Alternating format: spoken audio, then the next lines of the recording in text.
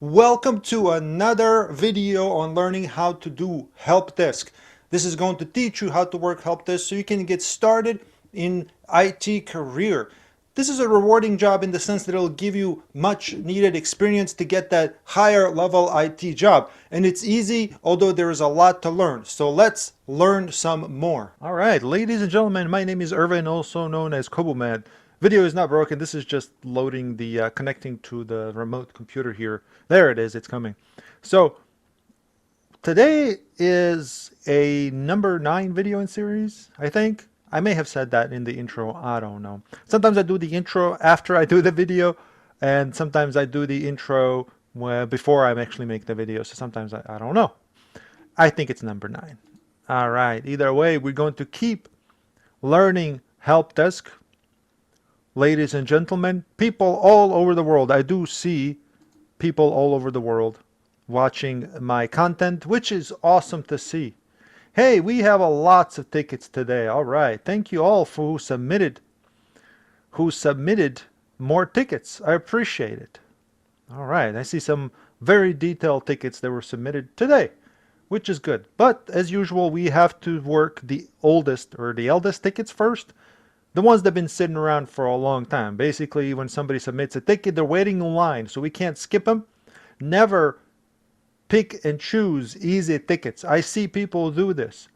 Don't be a lazy help desk guy. You're never going to make it in the sense where you're never going to get a better job in the sense if you're avoiding hard tickets.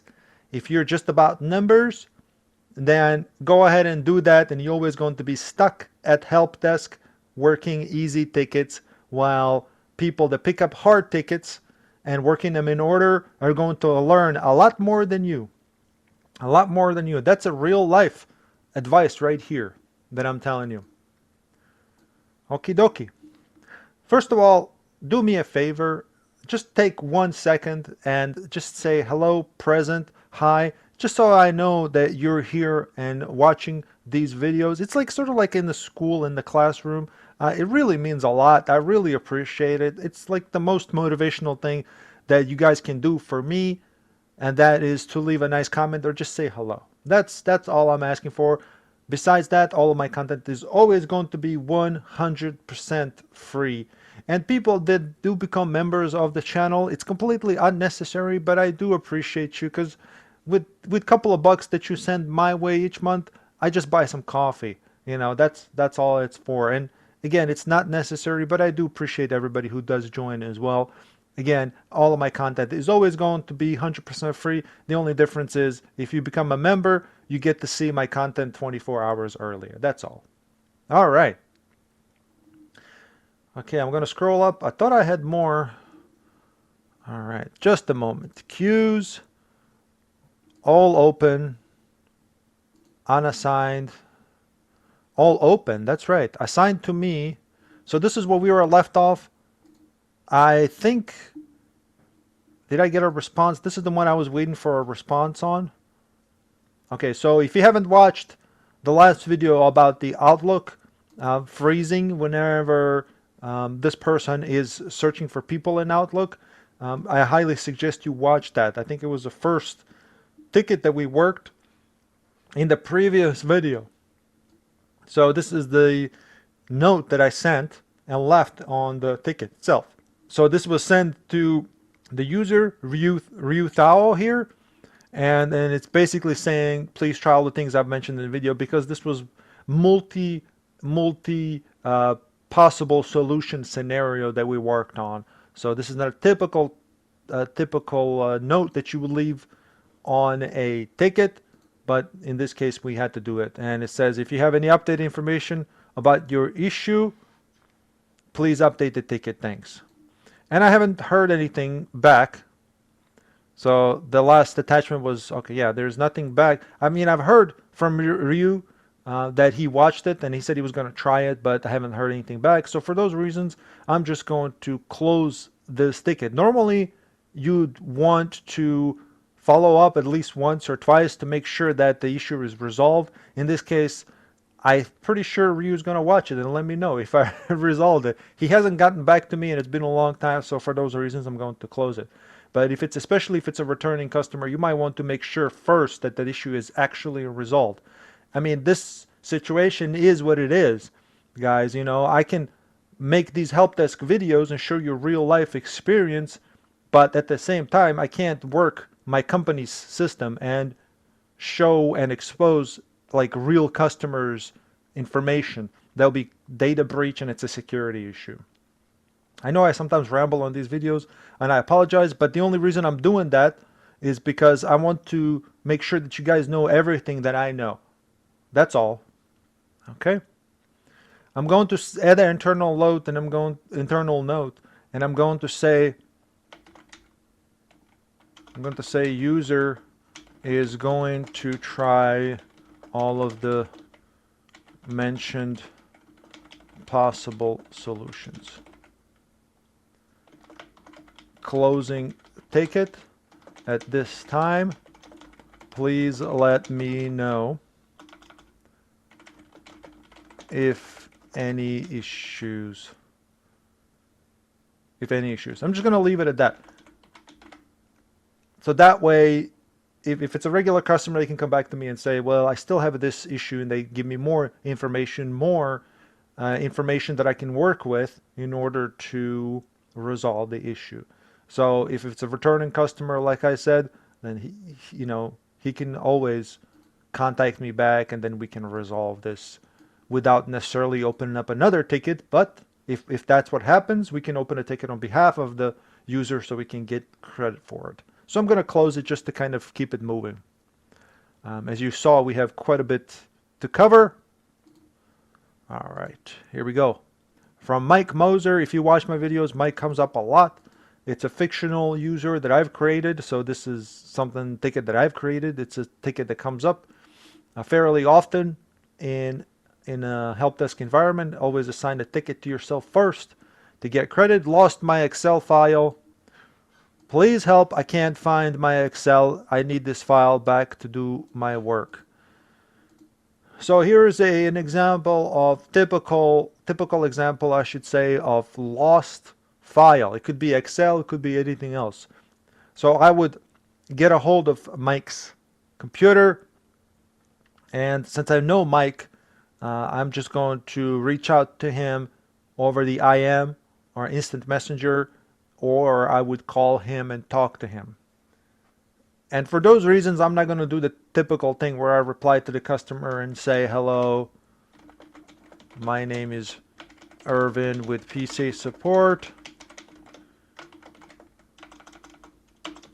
I have your ticket about missing Excel file.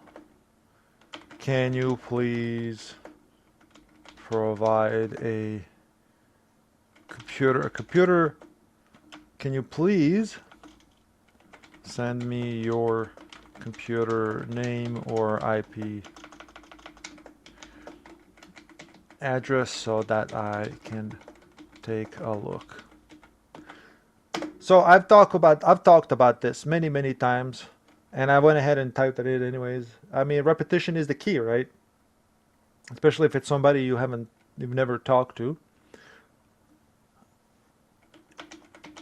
And I'm just going to leave it at that and wait for the customer to respond. Again, if they send you a computer name or IP address, you can connect to them using remote tools like Dameware that I have here, or some other tools that your company provides to you if you're allowed to.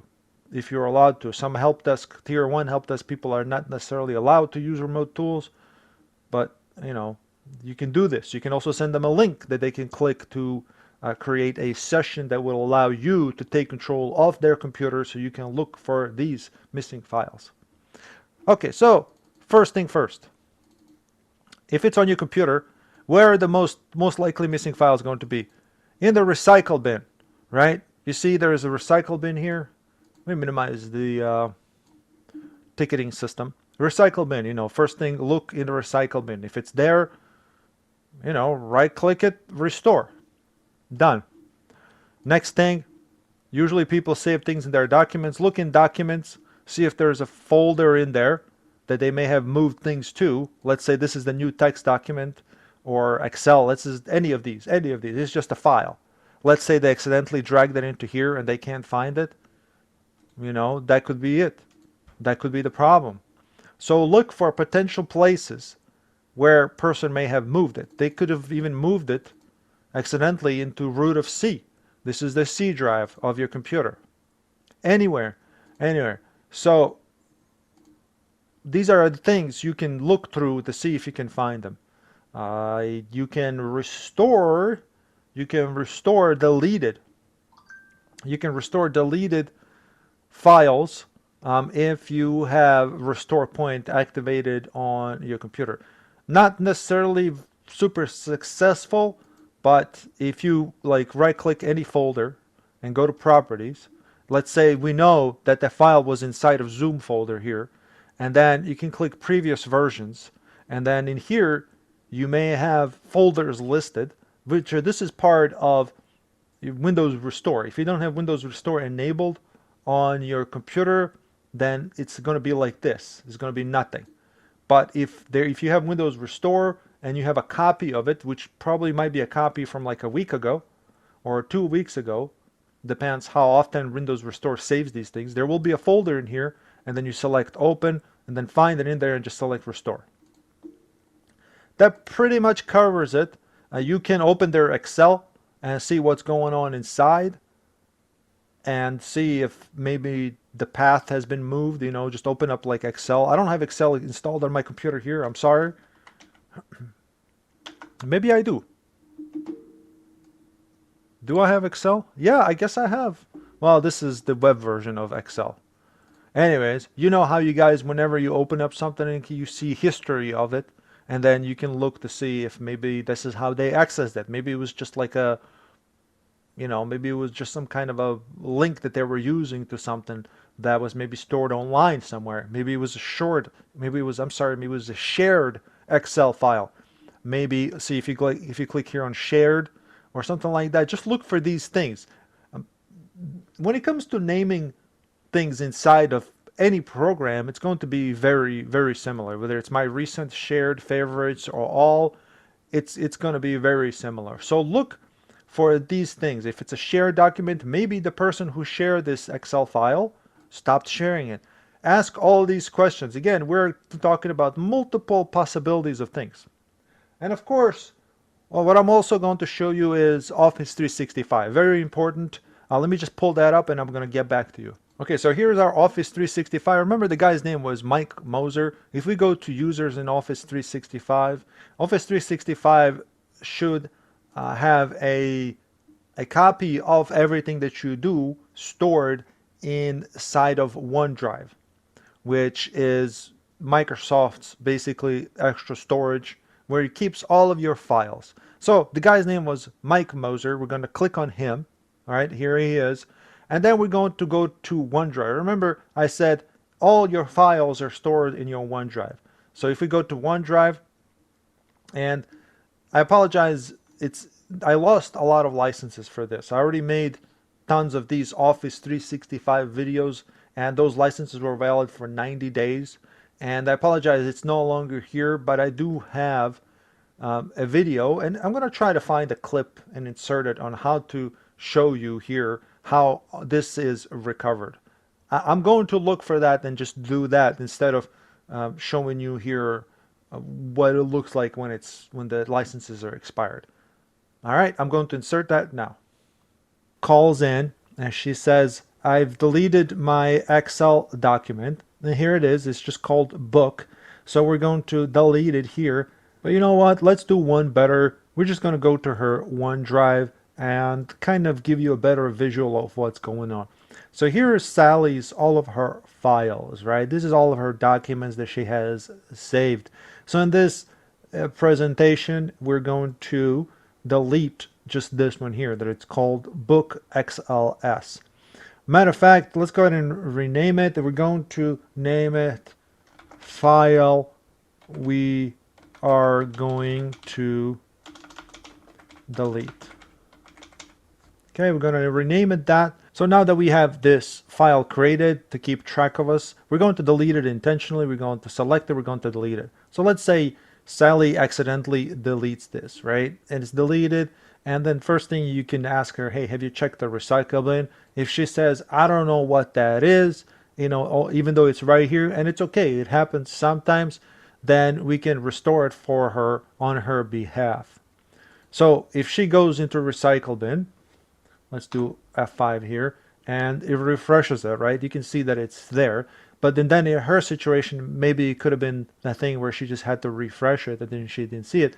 It doesn't matter. We are here to help the customer. We're going to help Sally recover this. So we see that it's a recycle bin, but if you can't help her navigate to this point, then that's fine. She could have also clicked empty recycle bin, which will empty her recycle bin, and then you cannot restore it for her.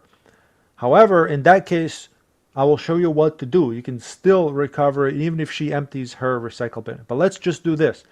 She deleted it on accident, and then now it's in recycle bin, but she doesn't know how to do it. That's okay. I'm going to say, Sally, it's okay. We're going to do it for you. And here's Sally here in our active users. If you don't know how to get to this, you go to Microsoft 365 Admin Center, select users, let this expand, select active users, and all I did here was type in Sally Moe, or you can just simply pick her from here, or you can just search for her. It doesn't matter. We're going to select Sally here, and then in order to recover anything that's in her OneDrive, all of our documents are going to be in OneDrive, stored in OneDrive, unless it's shared documents that we're going to talk about as part of this video on SharePoint. All of her personal documents are going to be in OneDrive for her personally. And then to recover it for her, or to basically see the recycle bin on her behalf, right, we're going to do it for her. We're going to click on OneDrive here, and where it says get access to files, we're going to create a link that will take us to her OneDrive that we have access to on her behalf. So, and if we click create link to files, it's going to create a website link, and it says here create a link to view and edit Sally Moe's OneDrive files, right? Self-explanatory. So we're going to click create a link. So this may take a little bit to process, and sometimes not, but in this case, we're just going to just click on it, or you can copy paste this link somewhere else. But you notice this is just a HTTPS. I mean, it's a secure link to the SharePoint OneDrive that's web-based, right? Cloud-based, web-based, whatever you want to call it. So to see it, what's going on in her OneDrive, we're going to click on this link or copy paste it. And here is exactly what she sees, right?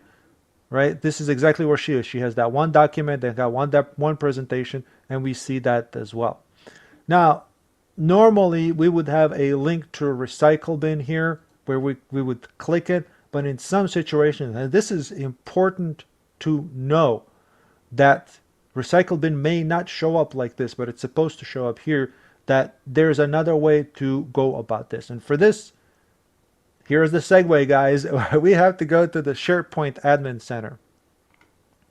Okay, here's our home for SharePoint, and this is where we're going to access all of her stuff, right? So in order to get to it, we have to click on, let me just re-minimize this.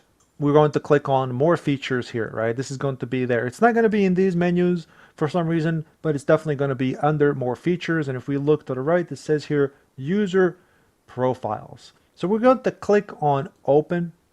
And what this is going to show us is something very similar that you see in regular Active Directory for our Windows server.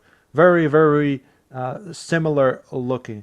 And for those reasons, we're going to just use common sense here, right? So if you're in here and then you are going to make changes for the user, well, what is it that you need to do? If you look, the first thing it says manage user properties.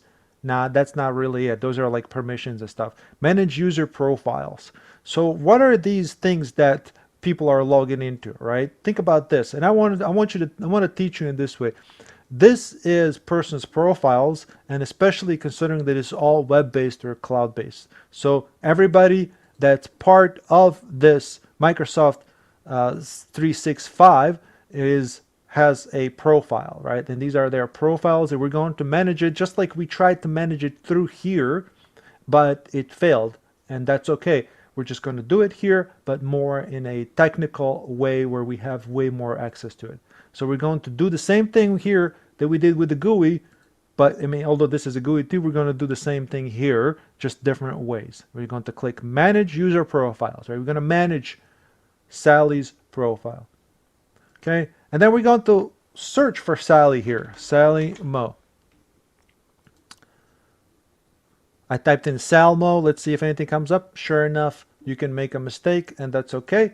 And here's our Sally. So we're going to click on her, and we're going to expand here.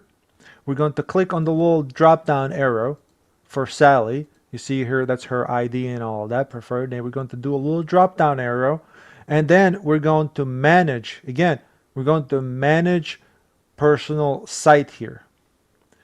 And I know there's a lot of steps here, but just keep thinking manage, you know, because you have full management control, if you will, of Office or Microsoft 365 Center. So we're going to keep managing and managing.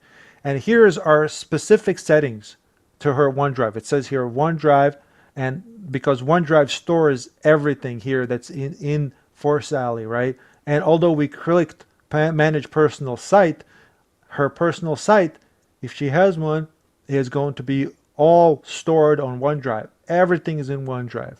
Okay, and now we can see the only indicator here that we have is that it's Sally's, where it says here about Sally Mo. We know it's for her for sure.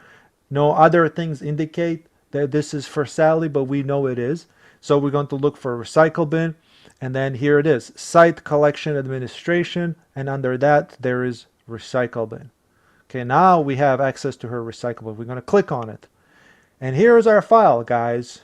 We can simply select it now, and then we can click Restore, and then we can immediately go back to her My Files in OneDrive, and without even refreshing, it came back up.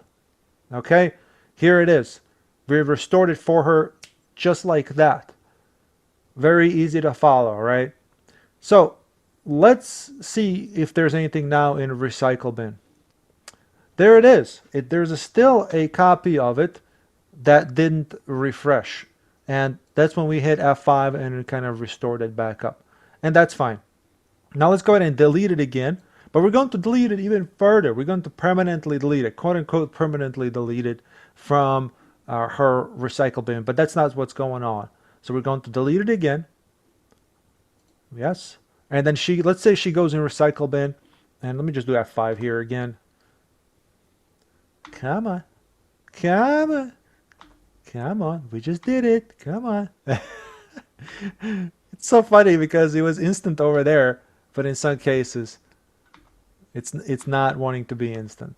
That's fine. Let me see if I go back here. I know I deleted it, guys. Come on. Delete. Oh, this is what's going on. I messed up. It was already open somewhere else. That's fine. Okay, now it's deleted. That's my fault. I fully accept the fault for that. All right, F5. Now there it is. So let's see. She clicks empty recycle bin because she wants to make space on her OneDrive, right? You have to empty recycle bin to make that space. So she does this. And then now what? Now it's gone. And then she calls again. And then you're like, okay, no problem. I'm going to look at your, I'm going to look at your recycle bin. So we go back here. Here we are again about Sally Mo. We're administering her site, as in, her OneDrive. We're going to click on recycle bin. And there's not going to be anything in there because she permanently deleted it, quote unquote. It's not permanently deleted, but she emptied her recycle bin. It's not there. Luckily, we can still help her recover this because there's always going to be a copy of it. And that is in second stage recycle bin, which is under her drive. So we're going to have to navigate her through this, unfortunately, or take control of her computer and just do it for her, with some kind of remote desktop software. And so, self-explanatory kind of, it's going to be second stage inception recycle bin. And here it is. Now, if we empty this one, then it will be permanent. You can see it says, this will be, permanent. It will tell me, but that's okay. We're not going to do that because I don't feel like creating this again to prove the point. So we're going to restore it. So when we click restore, now it's no longer in second stage recycle bin or nor in the regular recycle bin. So if we go back to our files, we've restored it, and there it is. And there you have it, guys. That's how you restore files in Office 365 as well as locally on your computer. So I'm going to add internal note. I'm going to say restored users file. Perfect. Now the example I may have showed you may have not been exactly for Mike, and I apologize for that, but I showed you how to do it. So whether it's Mike or somebody else, it's done the same way. Completed. All right. All open. All right. Unassigned. This is okay. It's confusing me a little bit here. Unassigned issues. And then we got all open. So we're going to stick with all open issues here because I feel like some of the tickets don't show up in this system for those reasons. Okay. Outlook emails blocked. All right, let's see here. I'm going to take a little sip of my tea. I put some little honey in it so that way my throat doesn't get dry from talking so much, you know, because it's the winter time and we've got central air conditioning which blows hot air onto my face, which dries me out. Man, delicious tea. Delicious mint tea with honey. It's delicious.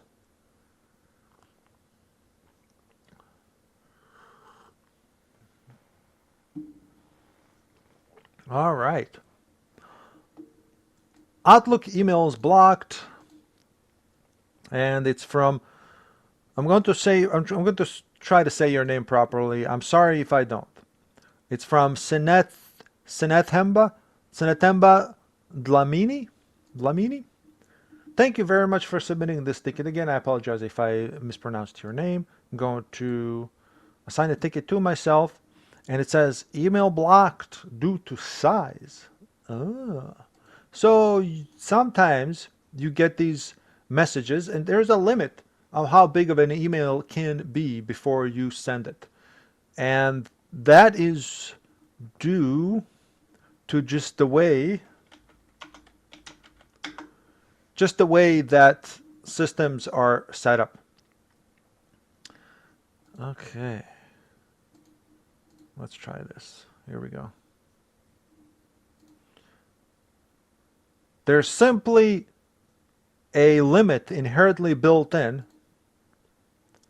into the Outlook in this case, or any on any email client, email server. It's server. It's mainly server that limits. In this case, the Exchange server, email Exchange server, limits the size of the attachments you can send. And that's usually what happens is you try to send an attachment because there's no way you can send an email that's a text.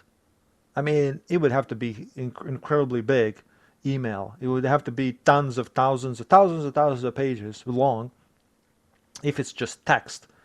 But if you try to send an email with a high or a big attachment, it's going to give you an error because simply there's a limit. Email Exchange server cannot handle this. It cannot process large amounts of data. Exchange server, email server that handles all the emails, is designed to handle up to a certain limit of processing.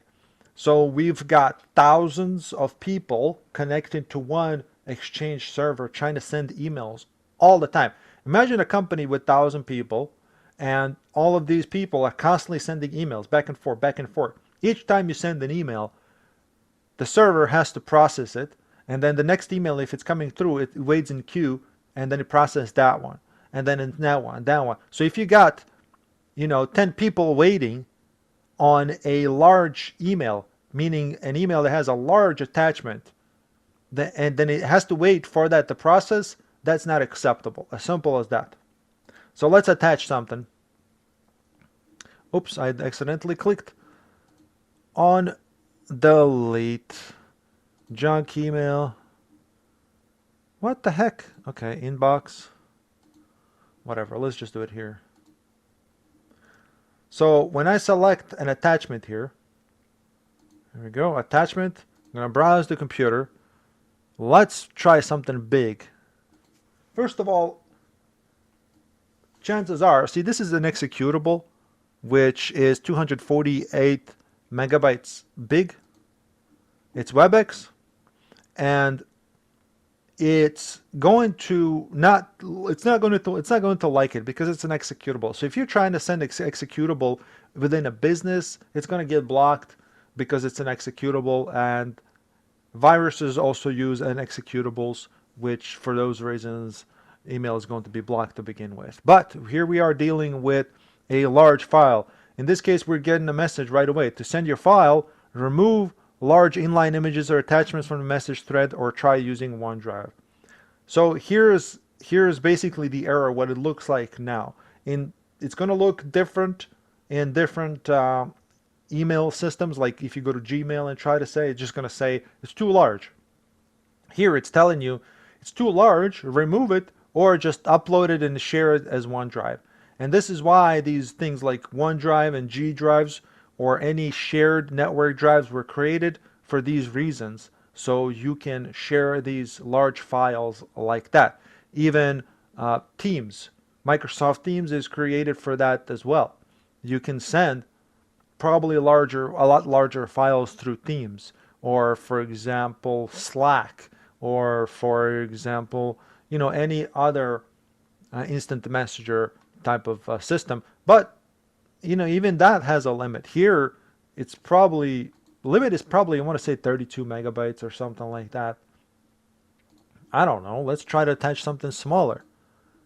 I don't know what the exact limit here is, because it's not something that is my issue. Here is Zoom installer, 16 megabytes. Yeah, see, it already knows that this is a large file, which is very unusual, 16 megabytes, and it's asking, are you sure? And then you say attach as a copy. So it's going to let me attach Zoom because it's only 16 megabytes. Again, you don't want to send any, oh, look like it doesn't want to do it. Look at this. Oh, it's blocked. Well, it's that thing I told you about. You see how it's like, it doesn't let you click on it because it knows it's an executable. That's what that icon is right here. It knows it's an executable and it blocked it right away. So you see, I'm double clicking, and it won't let me do it because it's blocked, because it's an executable because of viruses and such. I hope that explains that.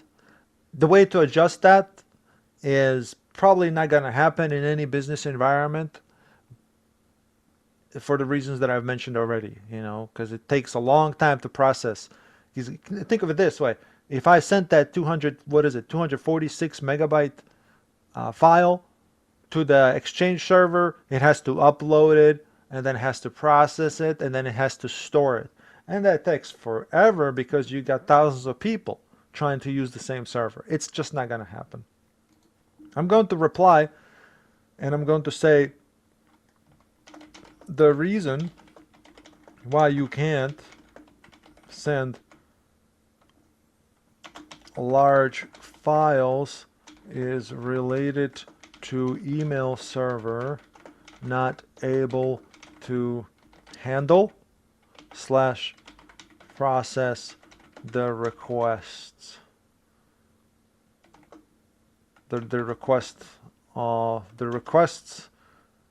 reason why you can't send large files related to email server not able to handle or process the request, the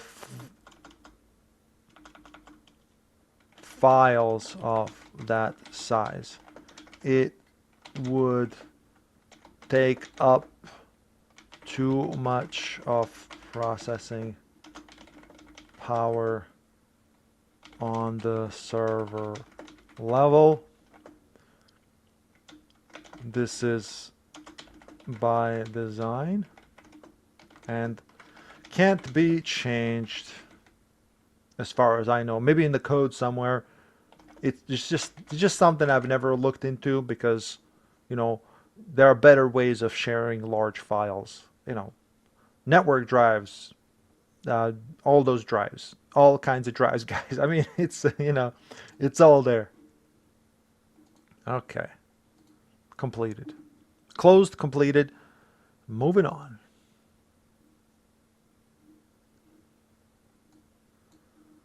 Okay. All right, from same person. Thank you very much for submitting these tickets. Peanut profile. What is peanut profile? I'm not sure if I ever heard of this, but that's okay. This is the process of figuring out what this is. You'll come across issues that you don't know. You've never heard about, you don't know what it is. What is peanut profile? I don't know. It could be all kinds of different things. I don't know what peanut profile is. You probably don't know what peanut profile is, and that's okay. The only way to figure this out is to actually do some research. Do some basic troubleshooting, guys.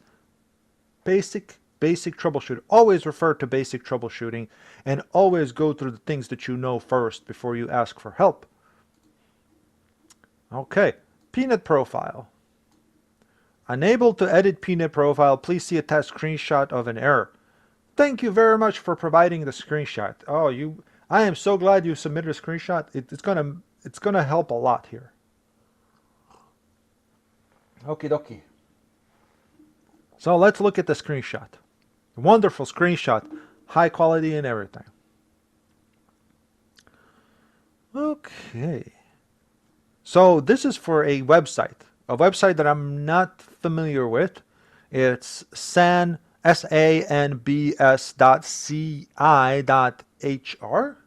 Okay. And it says an error has occurred, invalid method specified. So every time you see a generic error like this without technical jargon down here, usually it'd be like technical jargon, there'd be like a specific error, blah blah blah. No, this is just a web page created that reroutes you when you do something on the website, and it gives you this page. It just plops it out. So that's how websites work. There is a special page just created like this. That's all it says on it.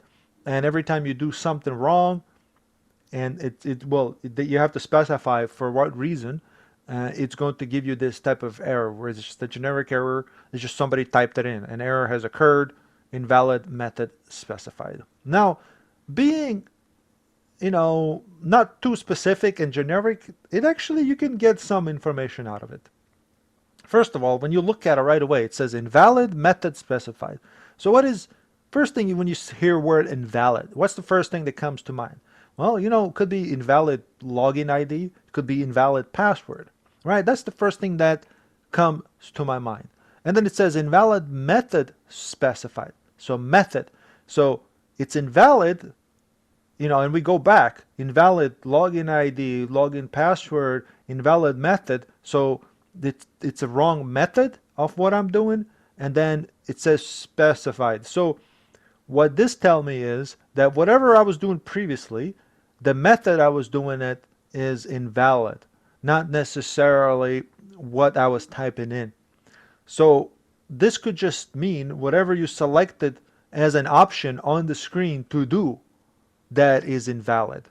So not necessarily password or a login ID, but a method of you specified. And it, so let's say you're trying to log in, and then it tells you, how do you want to log in? And then you specify, I want to use my password, or I want to use my single sign-on password. I want to use my Duo code, or I want to use multi-factor authentication. I want to use my email. I want to use my login ID. I want to use my, I don't know, date of birth. I don't know. So those things could be invalid. But it could also be a broken link. It could be a broken menu. It could be broken menu. So we don't know. However, we do know some information here, and for these reasons, I'm going to go back and I'm going to actually do this here, and this is what you would do too. Hello. I've never talked to this person before. Well, aside from the previous ticket, I apologize. This is something I should have done in the previous ticket because it's from the exact same person. I apologize. So make sure you do this every time you talk to somebody for the first time. Just use your own name. Don't say you're Irvin. I'm Irvin, not you. All right. I have your ticket. However you want to put this about PNet. And if you want to ask questions, you can and go through this through the email. But in this case, I really want to know what's going on by taking control and talking to the customer. Error. I'm going to say, may I take control of your computer to have a look. Of course, however you want to do this, you can. Whichever, as long as you resolve the issue, the order you do things not necessarily matters. It matters in the sense if you want to be more proactive, or meaning that you do things ahead of time to make sure that you get to a point or to a resolution quicker, you can do that. However it works for you. If so, please provide your computer. You know what? I'm going to say this. Please use this link to let me take control. And I'm just going to leave it at that. So we're going to take control, and on user's computer, we're going to go to this website to see what's going on. So it's SANBS, new tab, SANBS. And I actually looked it up before, just to say what this is. So this is the website that user is trying to log into, and he mentioned PNet profile. Or he or she, I'm not sure, I apologize. This person tried to edit their PNet profile, and they got that error. So they went onto this website, and by the way, this is South Africa National Blood National Blood Service. So looks like they, in my idea, in my mind, this person was already logged in, and they tried to go in and edit their profile. So they're already logged in, and so you kind of watch them do it. You watch them do it. You say, okay, I'm watching your screen now. Go ahead and do it. And then whenever you get to the point where they say, you know, click on this, click on that, and they get that error, and they come across this error, and if indeed that's the error, well, what can you do? Are you a web designer for this website? Are you the web designer? No, you're not. So what can you do? You can contact, if this is affecting multiple people, and you can check that by telling user, hey, have somebody in your group try it as well. Have somebody in your group try it as well. And if there are multiple people with the same issue, then you can contact the web developer. Web developer, which you might have a contact right away, or you may not. Usually it's in about section, or contact us. Here it is. Here is a contact. Our support team is here to assist. There's a phone number, and there's that. So if you are somebody who is allowed to actually do this, if you're doing help desk,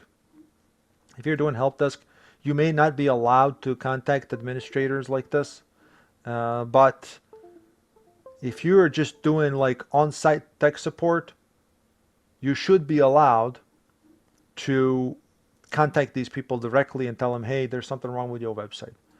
The web developer, web support, or the owner of the website.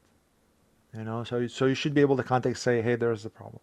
However, if nobody else has this problem, then I would tell the user to contact the customer service, whoever has set him up with the profile, whoever gave him the account, to take a look at their specific account to see if there are any issues.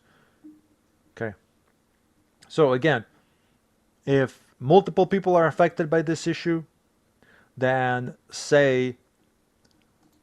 contact the web admin, web administrator, or the support team that I showed you down here, like this. And but if it's just for this person error, only for this person, then this person can contact whoever set them up with an account for this to make sure that there's no issues on their end for specifically for this person. Okay.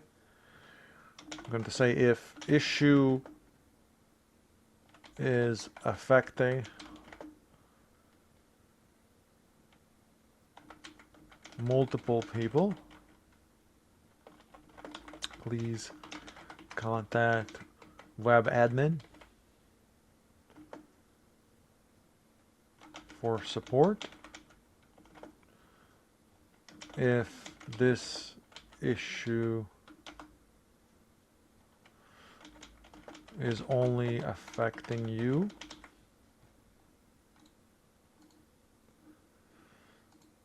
come on, issue is only affecting you, please contact customer service for this website, or whoever set you up with an account for an account. Let's see, how can I word this? Please contact the customer service for this website, or whoever set you up with an account. I can't think of any better way of putting this. But, you know, because it may be... Okay, because there might be something wrong with your profile. That's what I'm going to say. Why did I keep right-clicking? It's okay. I'm getting a little tired, I'm not going to lie. I'm going to leave it at that, and I'm going to close it. So yeah, we're constantly going to talk about multiple solutions for everything that we talk about in these videos. All right, moving on. From same person, thank you again. It says unable to log in remotely on a laptop.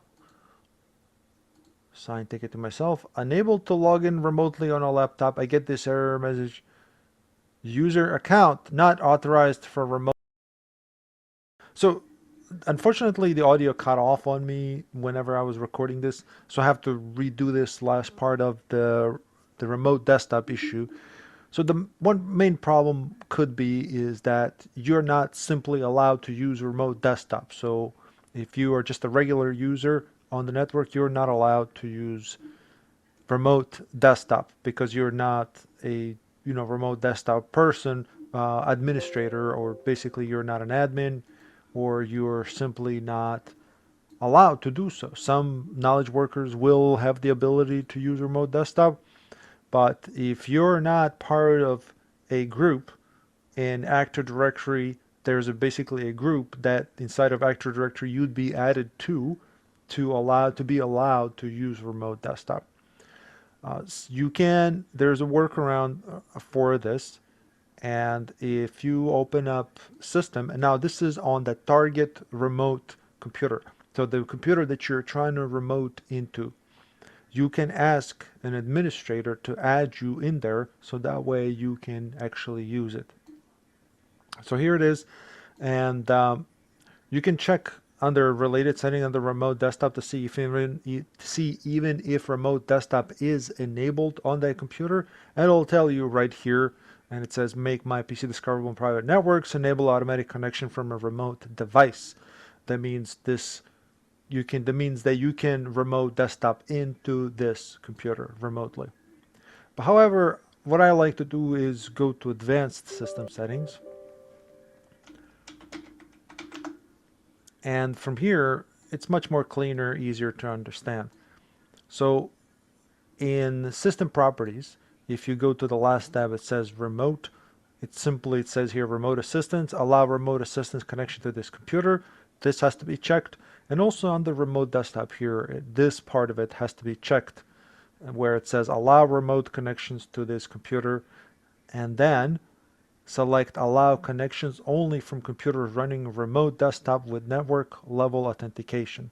So this is a must in a business type of environment, meaning that network level authentication is your domain login, which is the same thing that you use to log into your computer. So when you sit down in a work environment and you try to log in, your login ID is a domain login, which is part of the network level authentication.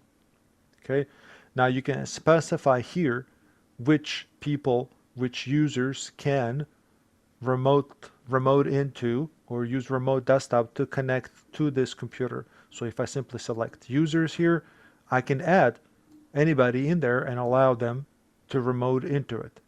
So if I select add, here I can just type in somebody's name. So let's see here. I'm going to say first name, comma, last name. And if you simply select check names, what I would do, you have to be very specific here. You can copy paste their name in here and just select check name, and this will ping the main controller, which is also the Active Directory. It's part of the Active Directory, and where I should say Active Directory is part of the main controller, the server where your login is. You say check name, and once it finds you, what it will do, it will change this to something like this, whatever your email address is. For example, this @work.com. This is indicator that it actually found you in the system, and it automatically just fill this out like this. Or you can just type in users login ID, whatever they use to log into that computer. Just type in login ID,